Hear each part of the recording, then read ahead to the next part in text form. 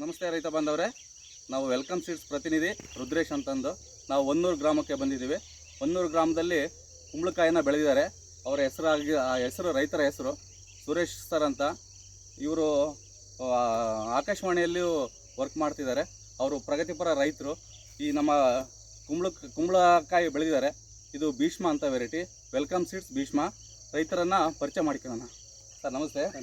ನಿಮ್ಮ ಹೆಸರು? ಸುರೇಶ್ ಅಂತ ಹೇಳಿ. ಸುರೇಶ್ ಅಂತ. ಊರಲ್ಲಿ ಹೊನ್ನೂರು ನಮ್ಮದು. ಹೊನ್ನೂರು. District Davanagere district, Davanagere taluk.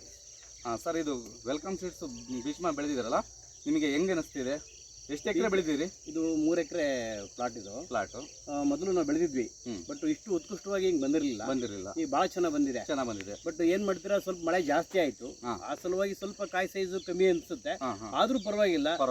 ಒಳ್ಳೆ ಫಲವತ್ತಾದ ಭೂಮಿನೇ ಚೆನ್ನಾಗಿ ಬಂದಿದೆ. ಈಗ ನಾವು ಮಾಡಿರ್ತಕ್ಕಂಥದ್ದು ಒಳ್ಳೆ ಕೆಲಸನೇ. ಹೌದಾ?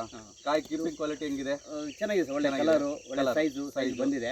ಶೈನಿಂಗ್ ಎಲ್ಲ ಚೆನ್ನಾಗಿದೆ ಸರ್. ಒಳ್ಳೆ ಸೈಜ್. ಇಲ್ಲಿ ಸುತ್ತಮುತ್ತ ರೈತರು ನೋಡಿದಾರೆ ಏನಂತಿದಾರ?